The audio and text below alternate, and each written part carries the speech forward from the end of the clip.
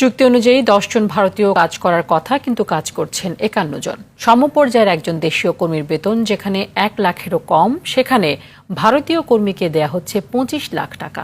এমন অভিযোগ বাগেরহাটের রামপাল বিদ্যুৎ কেন্দ্র ঘিরে। এসব অভিযোগে এক আইনজীবীর রিট আবেদনের প্রেক্ষিতে বিদ্যুৎ মন্ত্রণালয়ের সচিব সহ 7 জনের বিরুদ্ধে রুল জারি করেছেন হাইকোর্ট। আরও জানাচ্ছেন GM মাহমুদ।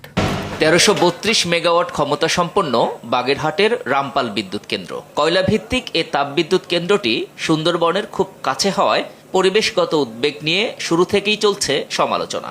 এবার এলো আরেক অভিযোগ। বিদ্যুৎ কেন্দ্রটিতে বর্তমানে 229 জন বাংলাদেশি এবং 51 জন ভারতীয় কর্মী কাজ করছেন, অথচ চুক্তি অনুযায়ী 2024 সালের পর 10 জন ভারতীয়ের কাজ করার কথা। আবার একজন বাংলাদেশি ইঞ্জিনিয়ারের বেতন যেখানে 1 লাখ টাকার কম, সেখানে ভারতীয় একজন ইঞ্জিনিয়ারকে দেওয়া হচ্ছে 23 থেকে 25 লাখ টাকা। এরকম অভিযোগে রিট করেন এক আইনজীবী।